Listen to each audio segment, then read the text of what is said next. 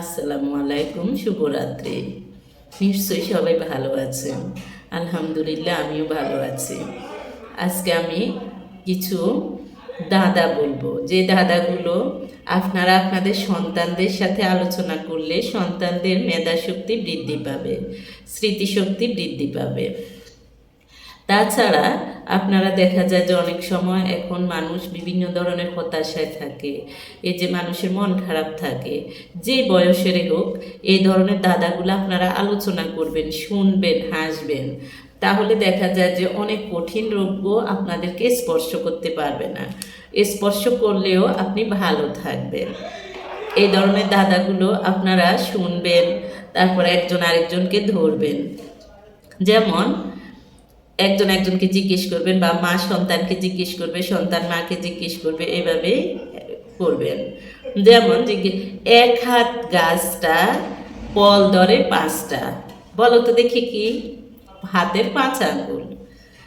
Number 2, এক গাছে 3 তরকারি। বলতে পারো কোন ব্যাপারে? কলা গাছ। নাম্বার 3, এমন একটা দেশ চাই যে দেশে মাটি নেই। সন্দেশ। নাম্বার 4, এমন একটি পাখির নাম বলো যে পাখি উঠতে পারে না। উট পাখি। নাম্বার 5, ও পারেতে মরল বুড়ি, এ পারেতে গন্ধ এলো। কাঁঠাল। নাম্বার 6, কোন জল খাওয়া যায় না? কাজল। নাম্বার 7, কোন শস্য গাছের অংশ? শস্য বলতে ডাল, ডাল। অর্থাৎ আমরা গাছের ডাল বলি না, ডাল, সেটাই। নাম্বার 8, কোন দেশে মানুষ নেই? সন্দেশে। নাম্বার 9, কোন বাচ্চা কথা বলে না? চৌবাচ্চা।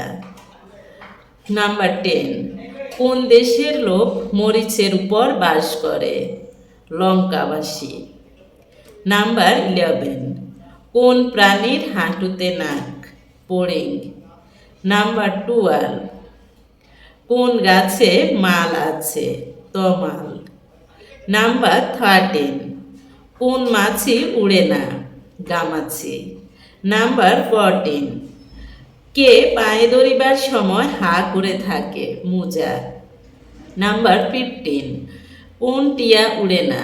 খাটিয়া। নাম্বার 16, কোন জিনিস নিজের থাকা ভালো কিন্তু অপরের থেকে পাওয়া ভালো না? লজ্জা। নাম্বার 17, কোন নদী আমরা চক্ষুতে ব্যবহার করি? সুরমা। নাম্বার 18, কোন দুজন স্ত্রীলোককে একত্র করলে একজন পুরুষ লোক হয়? মা। দুজন মাকে একসাথে করলে মামা হয়, অর্থাৎ পুরুষ লোক, একজন পুরুষ লোক হয়। নাম্বার 19, কোন ফলের মাঝখানে কাটলে অন্য ফল বের হয়? কমলা। কমলার মটা যদি আপনি বাদ দিয়ে দেন হবে কলা। নাম্বার 20, কোন মাসের মাঝখান কাটলে পাখি হয়ে যায়? কার্তিক মাস। কার্তিক মাসের মাঝখানে তয়রে প্রশিকার বাদ দিলে সেটা কাক হয়ে যায়, অর্থাৎ পাখি হয়ে যায়। এই ধরনের ধাঁধাগুলো শুনবেন, আলোচনা করবেন, দেখবেন অনেক কঠিন রোগের হাত থেকে আপনি ওষুধ ছাড়াই বেঁচে যাবেন, ভালো থাকবেন। ইনশাল্লাহ আমার জন্য দোয়া করবেন, আপনাদেরকে যেন আরও মজার মজার গল্প শোনাতে পারি, ধাঁধা শোনাতে পারি। আসসালামু আলাইকুম।